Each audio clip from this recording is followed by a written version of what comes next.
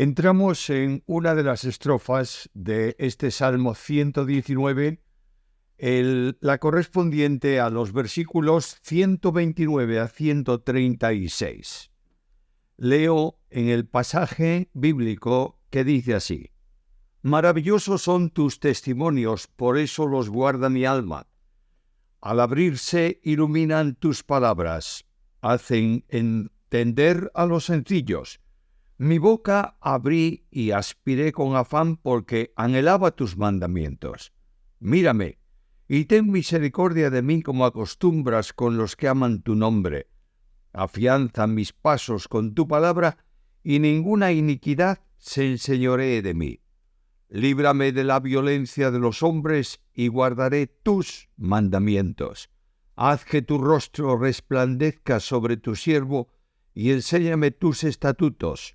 Ríos de agua descendieron de mis ojos, por los que no guardan tu ley. Si alguien me pidiese un título para esta estrofa, diría Oración y lágrimas. Y estamos ya en la estrofa 17 del Salmo. Todos los textos comienzan por la letra P. Spurgeon decía que esta estrofa de la P es preciosa, práctica y poderosa. La estrofa se divide en tres partes. Primeramente, vida. En segundo lugar, oración. Y en tercer lugar, lágrimas. Comencemos por la que tiene que ver con la vida. Comienza por la motivación de la vida. Versículo 129. Maravillosos son tus testimonios, por eso los guarda mi alma. La grandeza de la palabra es evidente. Aquí se le llama testimonio, porque Dios se revela en ella. El salmista dice que son maravillosos.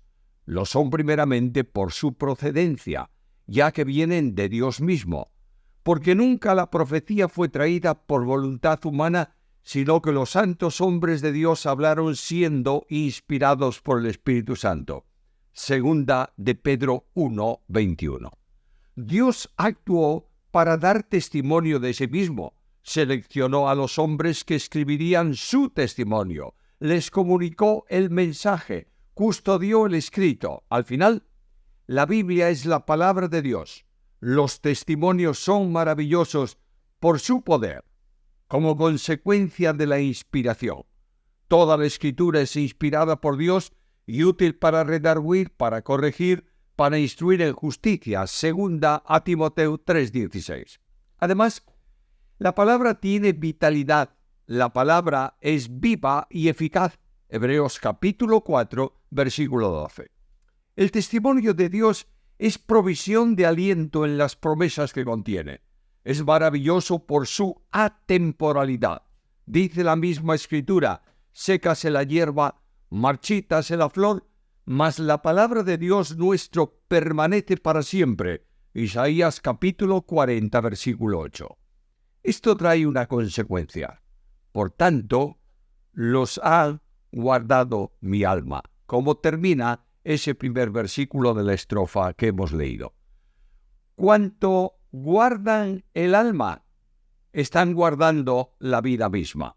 El secreto de la verdadera motivación de la vida es el de la comunión con Dios.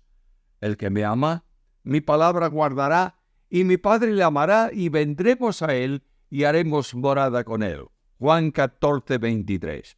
El Salmo avanza ahora al conocimiento, versículo 130. Al abrirse, es decir, al abrirse la palabra, iluminan tus palabras y me hacen entender o hacen entender a los sencillos. Es un versículo difícil de traducir, en el que literalmente se lee: al abrirse, tus palabras iluminan. La Biblia revela a aquel que dijo: yo soy la luz del mundo, el que me sigue no andará en tinieblas, sino que tendrá la luz de la vida. Juan 8:12. En la medida en que dejemos que la palabra more en nosotros, tendremos la luz que necesitamos. La luz de la palabra pondrá de manifiesto aquello que no quisiéramos ver en nosotros. Mas todas las cosas, cuando son puestas en evidencia por la luz, son hechas manifiestas, porque la luz es lo que manifiesta todo. Efesios 5:13. Esta es una provisión de conocimiento. Hace entender a los simples. Simple es aquel que es falto de entendimiento, como dice Salomón. Vi entre los simples, consideré entre los jóvenes, a un joven falto de entendimiento. Proverbios 7:7.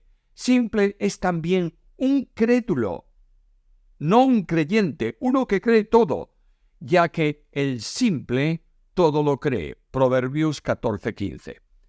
El modo de dejar de ser simple es alcanzar sabiduría, y por eso se consigue mediante la palabra, porque la ley de Jehová es perfecta, que convierte el alma. El testimonio de Jehová es fiel, que hace sabio al sencillo. Salmo 19:7. La palabra transformó a un pescador del mar de Galilea para enfrentarse a los sabios de su tiempo. Y ahora el texto del Salmo presenta una necesidad. Voy al versículo 131. Mi boca abrí y aspiré con afán, porque anhelaba tus mandamientos. Un necesitado es poca cosa a los ojos del mundo. Aquí hay una bendita necesidad: los mandamientos de Dios. El creyente los busca anhelante. La imagen de un ciervo que brama deseando la corriente de las aguas es un buen ejemplo. El creyente alcanza la certeza que el mundo no tiene nada que pueda satisfacerle, ya que la única satisfacción está en la palabra. ¿Cómo es nuestra vida? ¿Qué es la palabra para nosotros? Entramos en el segundo párrafo, en la segunda división de la estrofa, que es la oración. El salmista nos da patrones para una oración poderosa. El primero es comunión, versículo 132. Mírame y ten misericordia de mí como acostumbras con los que aman tu nombre. Mírame es una petición de comunión. Cuando Dios aparta el rostro es señal de conflicto. Esta es una oración que expresa confianza y expresa también necesidad. Es una señal de bendición.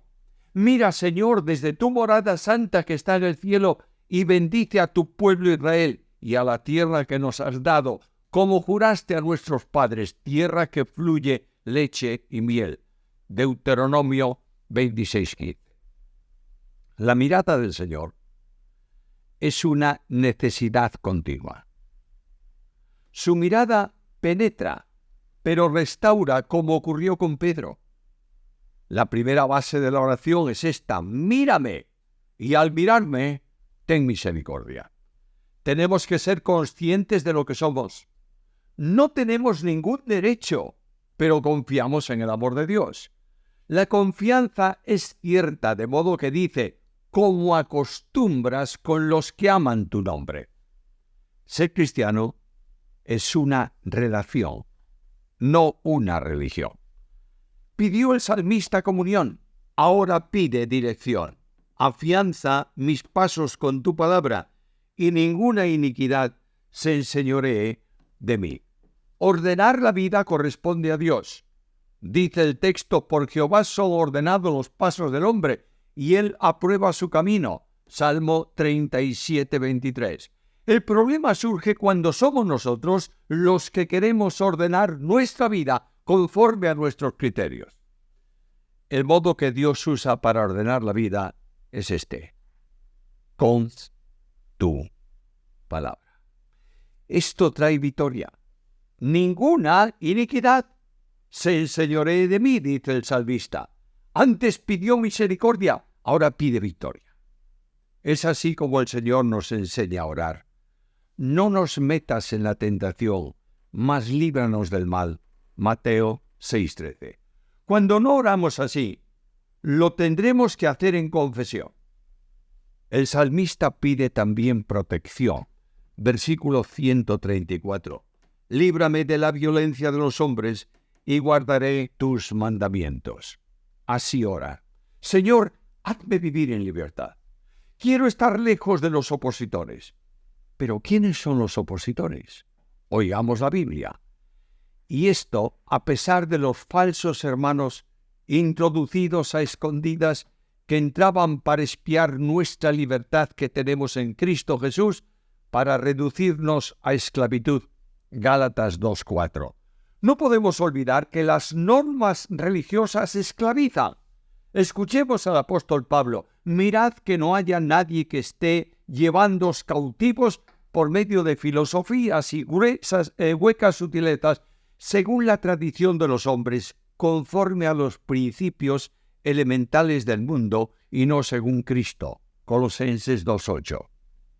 Y sigue Pablo: y pues habéis muerto con Cristo a los principios elementales del mundo. ¿Por qué? Como si vivieseis en el mundo, os sometéis a preceptos tales como no toques, ni gustes, ni manejes. Colosenses 2:20 y 23. Es una oración que puede expresarse así: Señor, quiero ser libre de enseñanzas de hombres porque quiero guardar tu palabra. Ahora pide también visión. Versículo 135. Haz que tu rostro resplandezca sobre tu siervo y enséñame tus estatutos. Necesitamos ver el rostro de Dios resplandeciendo sobre nosotros. Es preciso ver su gloria admirable, como los suyos en la transfiguración o como Juan en la isla de Patmos. El que ve la gloria de Dios es transformado.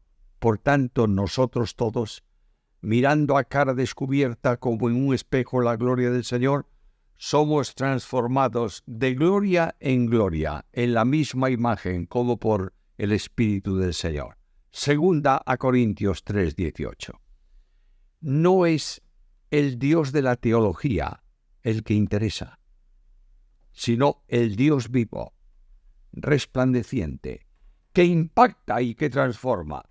Es un aspecto que no debe faltar en la oración. Enséñame porque quiero conocerte más. Y llegamos al último versículo y a la última sección, que son las lágrimas. Las lágrimas son abundantes. Versículo 136. Ríos de agua descendieron de mis ojos por los que no guardan tu ley. La causa es que hay quienes no tienen interés por la palabra. No llora por la opresión que sufre, ni por la tristeza que puede padecer, sino por la angustia de ver que la Biblia es despreciada por algunos. Las lágrimas están presentes en el cierre de la estrofa. En una ocasión, nuestra reacción es muy diversa. En otra, las formas son distintas. Podemos encolerizarnos. Otras veces nos lamentamos. Pero lo único que Dios tiene como promesa de bendición son las lágrimas. Bienaventurados los que lloran, porque ellos recibirán consolación. Mateo 5:4. Somos llamados a seguir el ejemplo de Jesucristo, que al ver la ciudad de Jerusalén y la situación de desprecio por la que las Escrituras tenían, anunció el juicio y lloró sobre ella. Necesitamos ejercer el ministerio de las lágrimas. Hay muchos hermanos nuestros confundidos y desorientados. Hay muchas iglesias debilitadas. Hay muchas personas que se pierden. ¿Acaso pensamos que hemos probado todo, pero hemos probado las lágrimas? Se cuenta que Ana, la madre de Agustín de Hipona, lloraba permanentemente por un hijo que era como el pródigo, andaba desorientado en pecado, en corrupción, en fin, fuera y lejos de Dios. Y aquella mujer asistía a los servicios religiosos y lloraba. Un día, al salir del servicio, el obispo le dijo: Ana, ¿por qué tantas lágrimas, mujer? Y ella le dijo: lloro por mi hijo Agustín. Y aquel hombre la miró y le dijo: Ana, deja esas lágrimas, porque un hijo de tantas lágrimas no puede perderse. Dios nos llama a expresar nuestro corazón desbordante delante de Él, llorando en su presencia. ¿Por quiénes? Por los que no guardan tu ley. Que Dios nos dé lágrimas delante de Él para ser bendecidos y poder ver un resurgir de hombres y mujeres que aman su palabra.